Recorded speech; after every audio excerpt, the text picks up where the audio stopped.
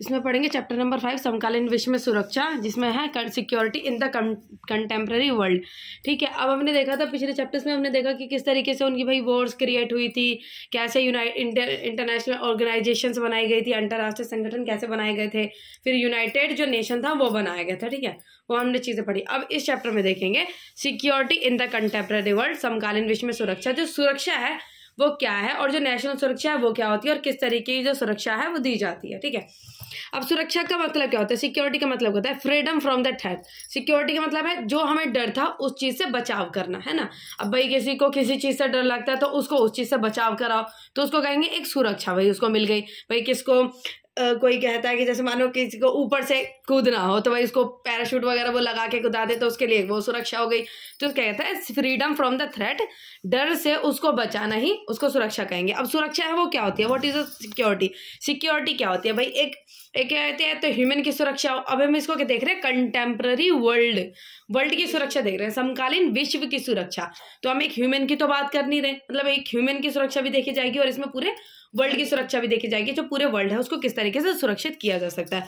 तो सिक्योरिटी क्या है? Human existence and the life of country are full of the threat. ये देखेंगे जो ह्यूमन का एग्जिस्टेंस है, जो ह्यूमन की लाइफ है वो भी क्या है? फुल ऑफ थ्रेड से भरी हुई है। व्यक्ति की लाइफ में डर है, कोई भाई अपने घर से बाहर जा रहा है तो वो बाइक लेकर जा रहा है, गाड़ी लेकर जा रहा है, जब तक वो आता नहीं तो भाई इंसान को, भाई उनके घर में जो फैमिली मेंबर्स है वो ज़्यादा लेट हो जाए तो घर में डर लगा रहता है, एक चीज़ का डर लगा रहता है, उसकी लाइफ का डर लगा रहता है ना।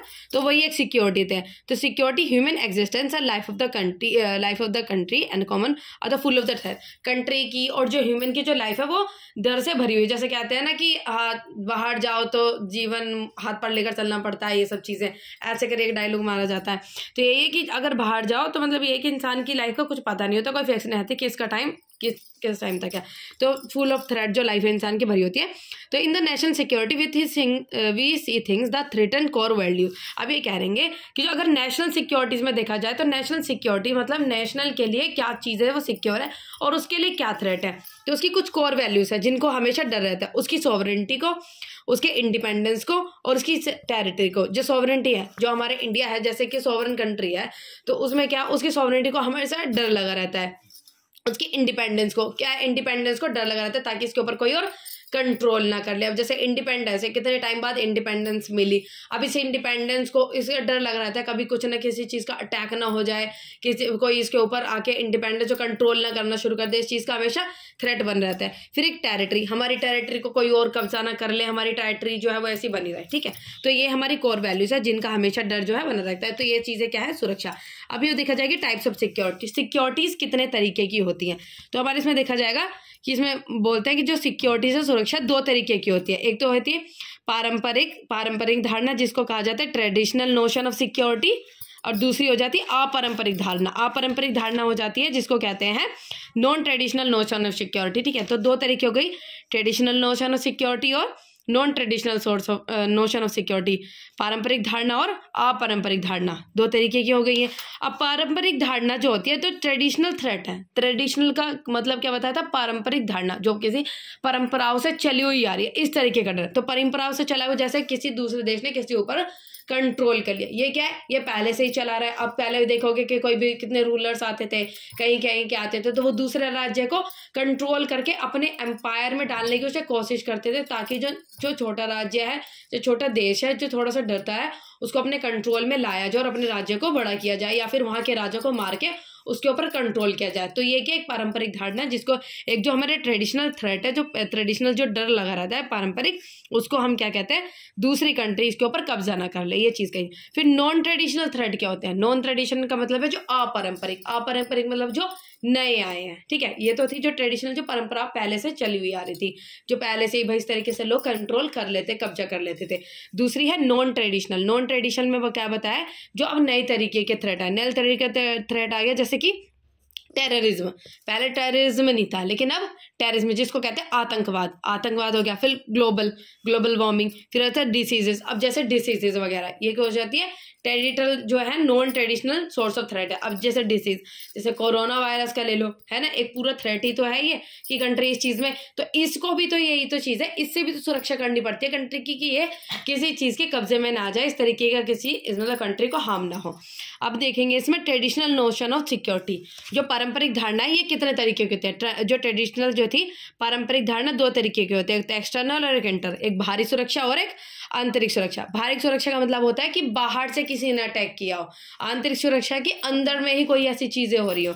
तो बाहरी सुरक्षा का मतलब होता है जो greatest damage is from the military threat, कि हमारा जो सबसे ज्यादा जो इसमें ट्रेडिशनल में देखो, ट्रेडिशनल में 2 चीज़ आती है। सिक्योरिटी क्या पता चल गई आपको, सिक्योरिटी क्या होती है, ह्यूमन की लाइफ का अलग होता है। जो कोर वैल्यूज हमारे नेशनल सिक्योरिटीज अलग होती है। कोर वैल्यू क्या होती है कि हमारी कंट्री की सॉवरेनिटी, इंडिपेंडेंस और टेरिटरी को कोई मतलब ये अटैक ना करे।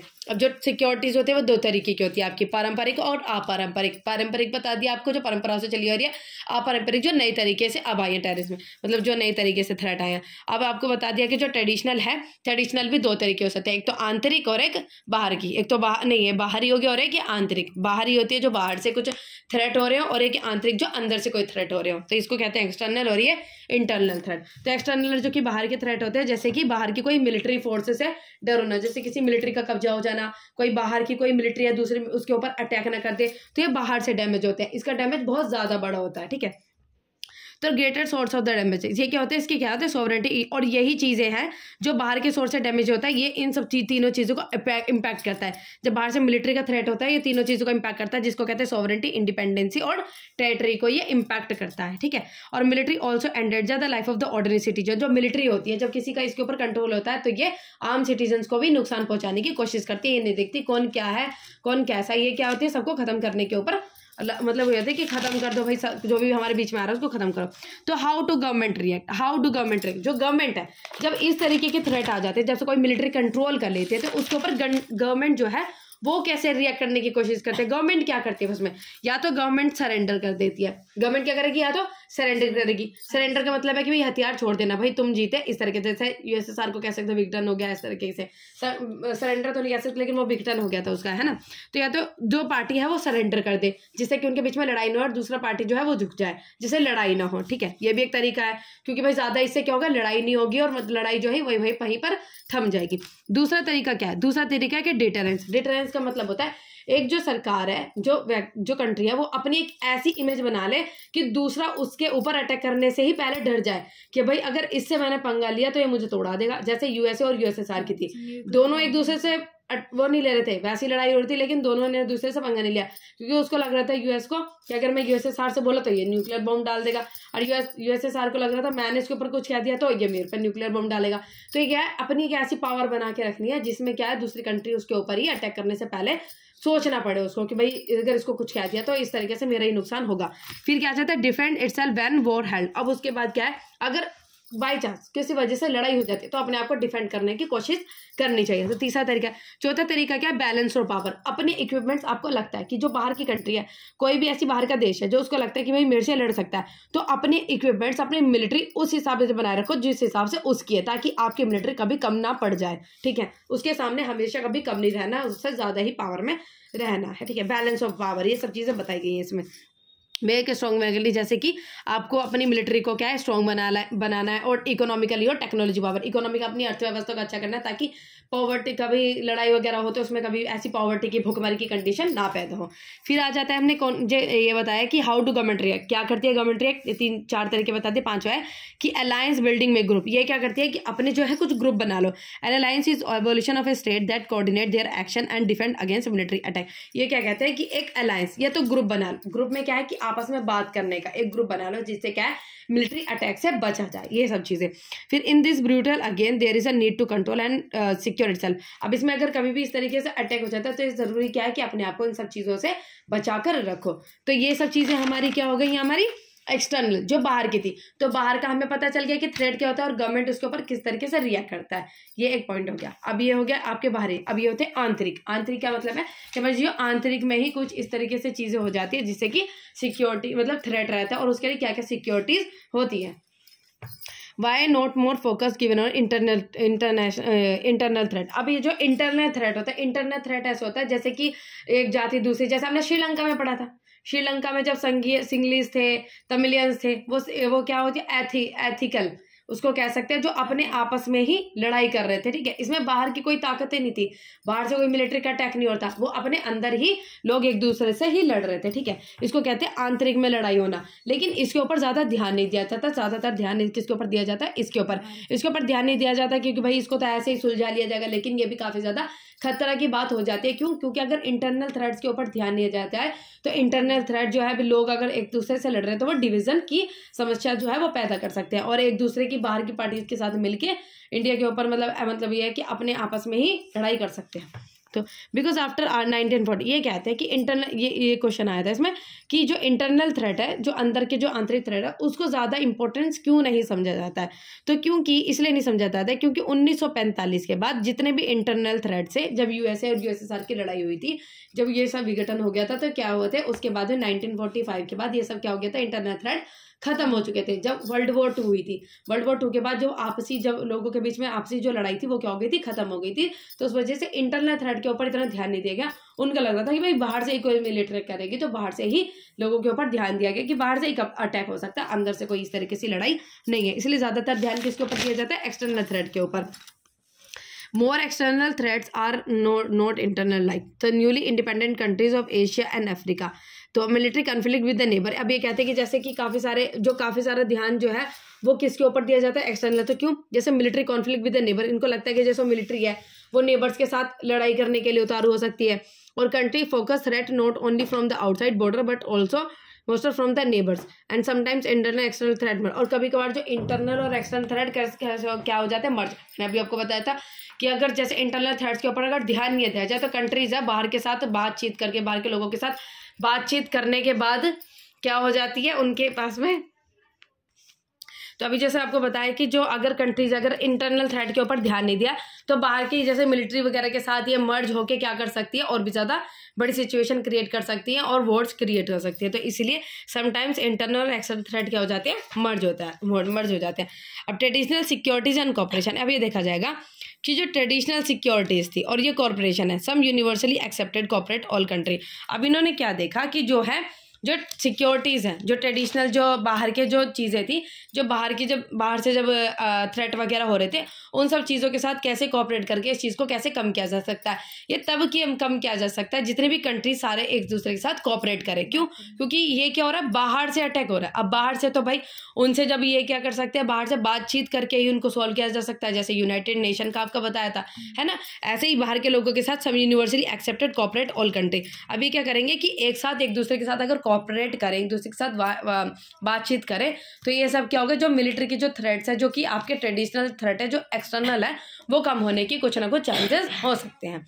अब ये देखा जाएगा कि limiting violence and it's important concept. ये क्या करेंगे कि अपनी जो वायलेंस है उसको कम करने की कोशिश करो, कि भाई ज़्यादातर वायलेंस ना करें, इसको कम करने की कोशिश करें।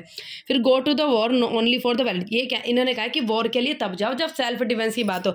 ऐसे नहीं कि छोटी मोटी बात हो गई, तुमने कहा भाई तुम उतारू हो गए कि भाई हम लड़ रहे हैं, अब हम हथियार को चालू कर रहे हैं, इस तरीके से ऐसे नहीं। जब सेल्फ डिफेंस की, जब सारे हथियार काम करने बंद कर दिए, बातचीत कर ली तुमने, जब भी कोई असर नहीं हो रहा, उसके बाद अगर सेल्फ डिफेंस के ऊपर पूरी बात आ जाए कि बहुत ज़्यादा कंडीशन बेकार हो गई, तब वॉर की कंडीशन क्रिएट करनी चाहिए, ठीक है।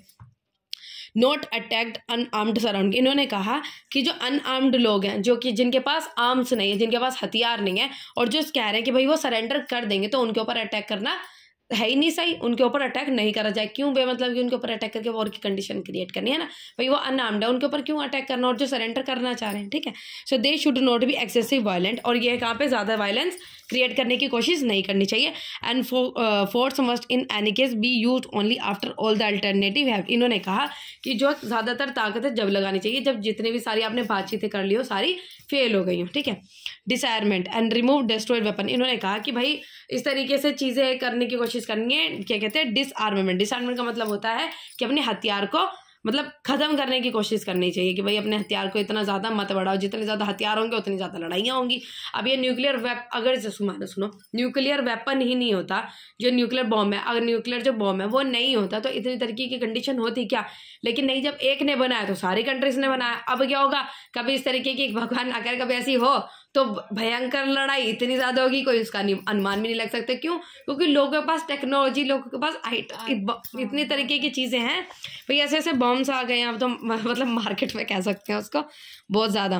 कि भाई पहले जब वर्ल्ड वॉर 1 और 2 हुई थी, जब इस तरीके के इक्विपमेंट्स ऐसे इतने खतरनाक हथियार नहीं थे। अब ऐसी है कि एक गैस रिलीज करे तो इतनी गंदी बीमारी, एक गैस रिलीज करे तो एक गैस में ही सारे लोग खत्म। और एक न्यूक्लियर तो वेपन वही है, उससे भी न्यूक्लियर वेपन तो इतना तगड़ा कहा जाता है, उससे भी बहुत हाई लेवल के बम्स जो बनाए गए हैं, ठीक है।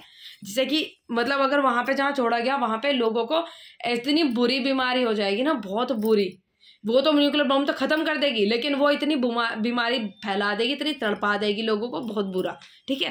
तो ऐसे ऐसे बम्स बनाए गए हैं क्योंकि इस तरह की कंडीशन कभी ना क्रिएट हो। और हमेशा कोशिश करनी चाहता कि कंट्रीज को एक दूसरे के साथ बातचीत करने की कोशिश करनी चाहिए, कभी वॉर की कंडीशन क्रिएट ही ना हो।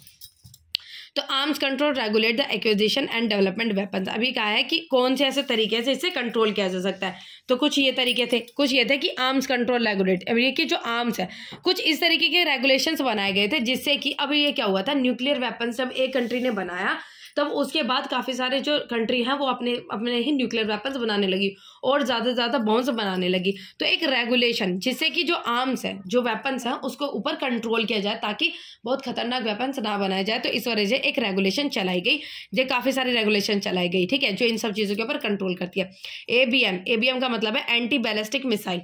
एंटी बैलिस्टिक मिसाइल जो कि 1972 में बनाया गया था, ये स्टॉप करता था इसके यूज़ करने से USSR from the ballistic missile. इनको यूएस और यूएसएसआर को बैलिस्टिक मिसाइल यूज़ करने से इसने मना किया था, जो कि 1972 में ये आई थी। तो ये जो बैलिस्टिक मिसाइल है, ये बैलिस्टिक मिसाइल क्या होती है, ये वही एक बॉम्ब होता है जो बहुत बुरी बीमारी कर देता है, ठीक है। ये किस तरीके की चीज़ है। फिर एक स्टार्ट चला गया स्ट्रेटेजिक आर्म्स लिमिटेशन ट्रीटी, ये सारी चीज़ें हैं इसमें। स्ट्रेटेजिक आर्म लिमिटेशन ट्रीटी ये रही, ठीक है। ये सारी चीज़ें चलाई गई जिससे क्या होता है, strategic arm limited treaty, strategic direction treaty, ये चीज़ें चलाई गई थी जिससे क्या हो सकता है कि जो मतलब ये है कि जो बॉम्ब्स वगैरह बना रहे हैं उनके ऊपर कंट्रोल किया जाए। फिर आया था एनपीटी का मतलब है न्यूक्लियर नॉन प्रोलिफरेशन और ट्रीटी 1968 में ये जब चलाई गई थी। जब जैसे कि यूएसए और यूएसएसआर ने जब बॉम्ब्स वगैरह बना लिए तो काफ़ी सारी कंट्रीज़ के पास न्यूक्लियर बॉम्ब्स हो गए थे। तो इसने जो एनपीटी आई थी, इसने ये चीज़ कही थी कि जिस कंट्री ने बना लिए लेकिन उसके बाद अब कोई भी न्यूक्लियर वेपन नहीं बनाएगा और उसको टेस्ट नहीं करेगा। तो कुछ कंट्रीज़ ने इसके एग्रीमेंट साइन कर दिए थे, जिसने इसके साथ एक ट्रीटी साइन कर ली थी।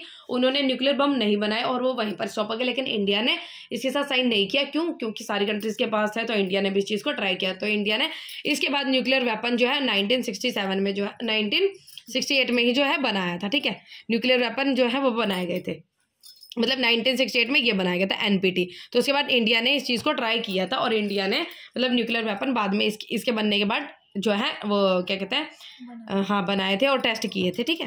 फिर आते हैं कॉन्फिडेंस बिल्डिंग। अब ये तो चीज़ें हो गई, ये हो गया कि आर्म्स को कैसे, आर्म्स कंट्रोल रेगुलेशन ये चलाई गई थी जिसका ABM स्टार्ट, और ये कहते हैं एनपीटी। ये क्या है, ये इक्विपमेंट, ये रेगुलेशंस वो हैं जो कि मतलब ये है कि लोग बम्स ना बनाए और ज़्यादातर हथियार ना बनाए, इन सब चीज़ों के ऊपर कंट्रोल करने की कोशिश इन्होंने की। फिर आता है कॉन्फिडेंस बिल्डिंग। कॉन्फिडेंस बिल्डिंग का मतलब है कि share idea information with their rivals, tell about the each other about the how military intention. इन्होंने कहा कि कॉन्फिडेंस बिल्डिंग, एक दूसरे कंट्री के प्रति अपना कॉन्फिडेंस बना के रखो, ताकि या तो अपनी पावर्स को बताओ कि भाई मेरे पास इतनी ज़्यादा पावर है, अगर तुमने मेरे पास अटैक किया तो तुम नहीं बच पाओगे। तो इतनी अगर तुमने पावर बता दी तो दूसरा वाला तुमसे वैसे ही डर जाएगा, वो तुमसे मतलब इस तरीके की हरकतें नहीं करेगा। दूसरा, अपने साथ में इस तरीके का कॉन्फिडेंस जो है वो बना के रखो, ताकि भाई उसको लग रहा है कि अगर जैसे मानो कोई दूसरी कंट्री है और ये दोनों कंट्री है, अगर इसको लगता है कुछ उल्टी सीधी चीज़ें कर रहे हैं, इसको लगा भाई इस तरीके से चीज़ें कर रहा है, अगर इसको ऊपर कॉन्फिडेंस है पूरा कि मेरे बात करने से ये सुधर जाएगा, या मेरे बातचीत करने से मेरी बातें मान जाएगा, तो बातचीत से मसला सॉल्व हो जाएगा। लेकिन अगर इसको लग रहा है, अगर कॉन्फिडेंस ही नहीं है एक दूसरे के प्रति, इसने कहा मैं इससे बातचीत करूंगा तो ये और लड़ने के लिए तैयार हो जाएगा, कॉन्फिडेंस ही नहीं, तो क्या होगा, वॉर की कंडीशन क्रिएट हो जाएंगी, ठीक है। तो कॉन्फिडेंस बिल्डिंग का मतलब है एक तो अपनी पावर जो है वो दूसरे को दिखाओ, जिससे कि क्या होगा, दूसरा बेमतलब की अटैक करने की कोशिश नहीं करेगा, और लोगों जो कंट्रीज है एक दूसरे के प्रति कॉन्फिडेंस बना के रखे, ताकि अगर जैसे कोई भी कंडीशंस क्रिएट हो तो आपस में बातचीत करके वो सुलझा सके और मतभेद ना करें। In traditional securities forces, it's both the principal threat to the security and principal means of reliable security। बस ये अभी हमने देखा। तो ट्रेडिशनल हमने देख लिए, ट्रेडिशनल था कि क्या होता है, गवर्नमेंट कैसे कंट्रोल करती है और ट्रेडिशनल सिक्योरिटीज कॉर्पोरेशन कैसे कम किए जा सकते हैं। ठीक है, ये पूरे पॉइंट्स है कैसे कम। अब इसमें बताया कि नॉन ट्रेडिशनल नोशंस क्या होता है। नॉन ट्रेडिशनल में हमने क्या देखा था, उसमें जो टेररिज्म होता था, टेररिज्म वगैरह और जो ग्लोबल सिक्योरिटीज वगैरह, उन सब चीज़ों का देखा जाएगा। तो इसमें क्या कहते हैं, नॉन ट्रेडिशनल नोशंस में दो चीज़ें आती है, एक तो ह्यूमन सिक्योरिटी और ग्लोबल सिक्योरिटी। ह्यूमन सिक्योरिटी का मतलब है कि ह्यूमन को सिक्योर किया जाए, और ये ग्लोबल सिक्योरिटी ग्लोबल को, पूरे ग्लोबल को ही सिक्योर किया जाए। तो ह्यूमन सिक्योरिटी में क्या जाता है, protection of people more the protection of the state. ये कि इंसान को ज़्यादा प्रोटेक्ट करो उसकी स्टेट से। ठीक है, इंसान खत्म तो स्टेट खत्म, तो ह्यूमन को ज़्यादा स्टेट। तो इसमें दो होते हैं, ह्यूमन सिक्योरिटीज़ के दो पार्ट होते हैं। तो नैरो कॉन्सेप्ट होता है, एक ब्रॉड कॉन्सेप्ट। नैरो कॉन्सेप्ट का मतलब होता है secure from the military threat, जो मिलिट्री थ्रेट से उसको सिक्योर करके रखो। ये क्या हो गया, नैरो, मतलब एक छोटा कॉन्सेप्ट हो गया। ह्यूमन सिक्योरिटी क्या होती है कि ह्यूमन को सिक्योर करके रखो, बाकी चीज़ होते हैं। ह्यूमन सिक्योरिटी दो तरीके की होती है, नैरो कॉन्सेप्ट में और ब्रॉडर। नैरो छोटा, ब्रॉड मतलब बड़ा। नैरो कॉन्सेप्ट ये है कि उसको सिक्योर करो मिलिट्री थ्रेट से। ब्रॉडर कॉन्सेप्ट है उसको हंगर से, डिसीज से, नेचुरल डिजास्टर से, इन सब चीज़ों से, वायरसेस से, इनसे बचा कर रखो। ये क्या है, ब्रॉडर कॉन्सेप्ट, बड़ा कॉन्सेप्ट है। ठीक है, ये दोनों चीज़ें आ गई इसमें। और ग्लोबल सिक्योरिटी क्या होती है, security global cooperate in each, जैसे कोरोना वगैरह से ग्लोबल को, पूरे ग्लोबल को सिक्योर करके रखो, जैसे कोई भी चीज़ें आ जाती हैं। ठीक है, अब आता है न्यू सोर्सेज ऑफ थ्रेट। कौन कौन से नए सोर्सेज है थ्रेट के, ये देखा था हमने।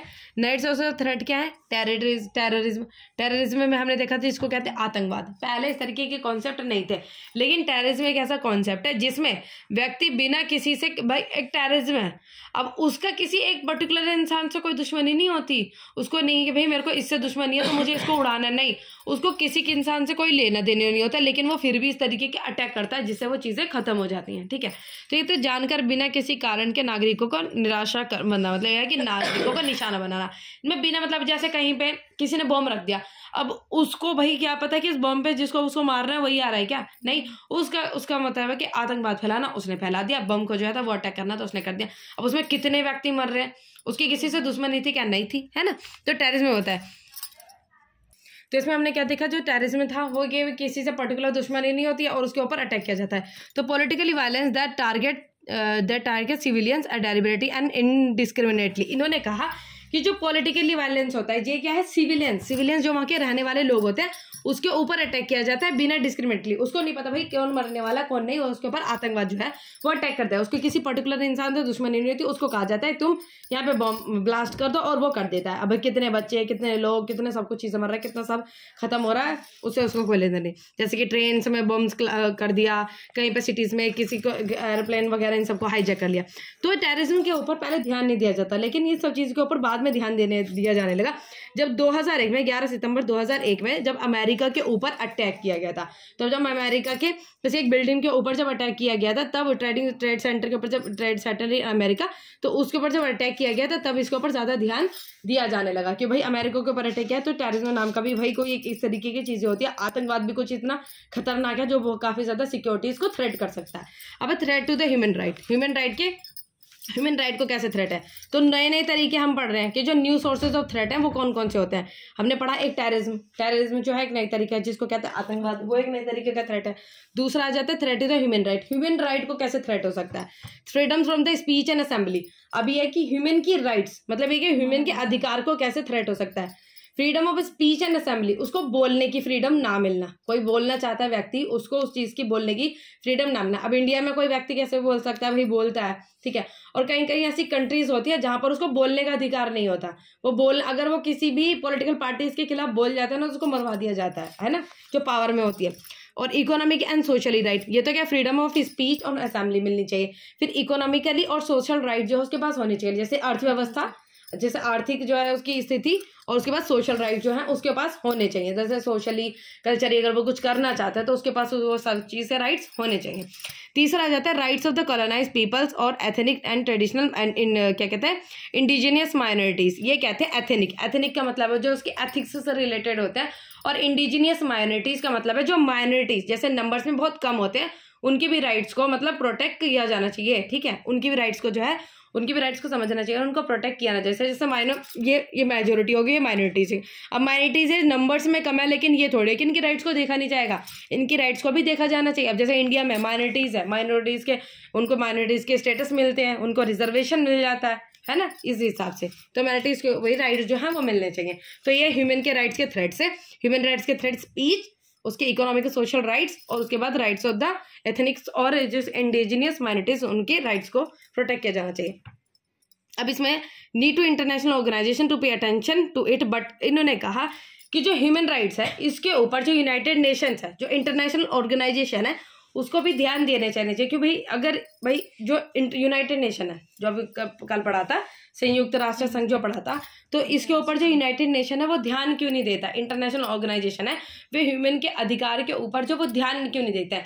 कुछ ने कहा कि भाई यूनाइटेड नेशन है वो पूरे वर्ल्ड को देखता है, जितनी कंट्रीज है उसमें देखता है, तो उसको पूरे सबके तरफ ध्यान दिए जाने चाहिए। तो इसमें क्या था कि कुछ ने कहा कि जो यूनाइटेड नेशन है उसको इन सब थ्रेड्स की तरफ ध्यान दिए जाने चाहिए, कुछ ने कहा कि भाई ठीक है ध्यान दिया जाना चाहिए, इनको भी इन सब चीज़ों की तरफ ध्यान देना चाहिए। लेकिन कुछ ने कहा कि यूनाइटेड नेशन है इसको ध्यान नहीं देना चाहिए इनकी तरफ, मतलब ज़रूरी नहीं कि वो उसके ऊपर ध्यान दे। क्यों? क्योंकि यूनाइटेड नेशन के अंदर कुछ ऐसी पावरफुल कंट्रीज हैं, और अगर इसके ऊपर ध्यान दिया जाने लगा बाकी कंट्रीज के ऊपर, तो जैसे मानो कि कुछ पावरफुल कंट्रीज है, अगर वो किसी कंट्री के लोगों के ह्यूमन राइट्स के बारे में वो बातचीत करेंगी और उसके कामों में इंटरफेयर करेंगी, तो वो अपनी पॉलिसीज वहाँ इंप्लीमेंट करने की कोशिश करेंगी और ऐसे करके वो उसके ऊपर कंट्रोल कर लेंगी, ठीक है। तो कुछ ने कहा कि यूनाइटेड नेशन इंटरनेशनल ऑर्गेनाइजेशन उसको ध्यान देना चाहिए, लेकिन कुछ ने इस सब चीज़ों को मना कर दिया कि भाई नहीं है तो सही है, नहीं देनी है तो इंटरनेशनल ऑर्गेनाइजेशन और नहीं देना चाहिए। इंटरनेशनल ऑर्गेनाइजेशन अगर इनके ऊपर ध्यान देंगी तो वो इनके अंदर इंटरफेरेंस करके इनके ऊपर कंट्रोल करने की कोशिश करेंगे और अपनी पॉलिसीज इंप्लीमेंट करने की कोशिश करेंगे। ये सब चीज़ें थी। तो नॉन में ये हमने चीज़ें पढ़ी थी, इसमें नॉन ट्रेडिशनल नोशंस में ह्यूमन सिक्योरिटीज़ और एक ग्लोबल सिक्योरिटी। ह्यूमन सिक्योरिटी समझ में आ गया। ह्यूमन सिक्योरिटीज़ क्या होते हैं? दो तरीके के होते हैं, छोटी और बड़ी, नैरो और ब्रॉड कंसेप्ट, दो तरीके के होते हैं इसमें। और न्यू सोर्स ऑफ थ्रेड हमने पढ़ा कि जो नए तरीके के थ्रेड्स कौन कौन से होते हैं जो कि ह्यूमन सिक्योरिटीज में आते हैं। टेररिज्म हो गया, जो आतंकवाद देखा था हमने। थ्रेट थे ह्यूमन राइट्स क्या होता है, कौन कौन से ह्यूमन राइट्स के जो थ्रेड्स हैं वो कौन से होते हैं, और जो इंटरनेशनल ऑर्गेनाइजेशन है वो क्यों ध्यान नहीं दे रही है, और ध्यान देना चाहिए तो लोगों ने इसको भी मना किया कि सही है, नहीं देना चाहिए। अब हम पढ़ेंगे इसमें ग्लोबल पॉवर्टी, कि ग्लोबल पॉवर्टी क्या होता है। ग्लोबल पॉवर्टी, अब इन्होंने कहा कि अगर जिस देश में ज़्यादा पॉवर्टी होती है उस देश में ज़्यादातर लड़ाइयाँ होती हैं, ठीक है। अब इसका कॉन्सेप्ट इन्होंने बताया कि जिस देश में ज़्यादातर पॉवर्टी होगी उस देश में ज़्यादा लड़ाई होगी। So half of the world's population, अब इन्होंने कहा कि जो कंट्रीज़ की, जो वर्ल्ड दुनिया की ज़्यादातर जो पॉपुलेशन है वो इन 6 देशों में है, जिसमें चाइना हो गई, इंडिया हो गई, पाकिस्तान, नाइजीरिया, बांग्लादेश, इंडोनेशिया, ये 6 देश हैं जहां पर बहुत ज़्यादा पॉपुलेशन, वर्ल्ड की 6 कंट्रीज में बहुत ज़्यादा पॉपुलेशन देखी जाती है। सो among world poorest and council population will rise in the new, इन्होंने कहा कि जैसे जो पुअरेस्ट कंट्री, इन्होंने कहा कि 50 साल में अगर देखा जाए, 50 साल में जो पुअरर कंट्रीज थी उनकी पॉपुलेशन बहुत ज़्यादा बढ़ जाएगी, जो पुअरर कंट्रीज थी उनकी पॉपुलेशन क्या होगी, बढ़ जाएगी, और जो रिचर कंट्रीज थी उनकी पॉपुलेशन घट जाएगी, और जो पुअर कंट्रीज थी वो और भी ज़्यादा पुअर होती चली जाएंगी, जो रिच कंट्रीज थी वो और भी ज़्यादा रिच होती चलाएंगे। वो कैसे? इन्होंने कहा कि अगर देखा जाए कि जैसे पुअर कंट्रीज है, ठीक है, पुअर कंट्रीज है तो उनकी अगर पॉपुलेशन बढ़ी, पॉपुलेशन क्या होगा, इनकी बढ़गी, तो जो इनका पर कैपिटा इनकम था, जो एक व्यक्ति को 100 रुपये मिल रहा था, पॉपुलेशन बढ़ने की वजह से एक व्यक्ति को 60 रुपये मिलना शुरू हो जाएगा, तो इनकी कंडीशन और भी वर्स्ट होती चली गई। क्या हो गई? वर्स्ट मतलब बेकार होती चली गई। और जो रिच कंट्रीज थी, ठीक है, जो रिच कंट्रीज थी, इसकी पॉपुलेशन अगर आगे जाके और घट गई, तो यहाँ जो पर कैपिटा इनकम लोगों को 200 मिल रहा था, पॉपुलेशन घटने की वजह से इनका पर कैपिटा इनकम 300 हो जाएगा, क्योंकि भाई अब जो पैसे जो इतने लोगों में बट रहे थे उनकी पॉपुलेशन और घट गई तो पैसा इतने लोगों में बटेंगे। तो इन्होंने कहा कि मतलब जो लोग थी, जो इनका गैप था वो और भी बढ़ता चला जाएगा, जो पुअर थे वो और भी पुअर होते चले जाएंगे, रिच थे वो और भी रिच होते चले जाएंगे, ठीक है, ये चीज़ थी। और ये था globally this one contribute gap between the north. तो अब इन्होंने कहा कि ये जो चीज़ है ये दोनों के बीच में गैप क्रिएट कर देती है, जैसे कि जो नॉर्थ के बीच में और साउथ के बीच में ये एक गैप जो है वो एक क्रिएट कर देगी। नॉर्थ को ऐसा कहा जाता है कि वहां पे ज्यादातर रिच लोग रहते हैं, और जो साउथ में ज्यादातर कहा जाता है कि पुअर जो कंट्रीज है वो रहती है। और पुअर कंट्रीज जहाँ पे ज्यादा पॉपुलेशन है, पर कैपिटा इनकम जहाँ वहाँ का कम है, और वहां पर ज्यादा पॉवर्टी है। नॉर्थ में ऐसा कहा जाता है कि वहाँ की जो पॉपुलेशन है वो कम है और वहां पे पर कैपिटा इनकम ज्यादा है, तो उसको रिच माना जाता है। तो इन्होंने कहा कि भाई ऐसे ही जो इनका जो गैप है वो एक गैप जो है ये सब चीजें क्रिएट करती जा रही है। ठीक है।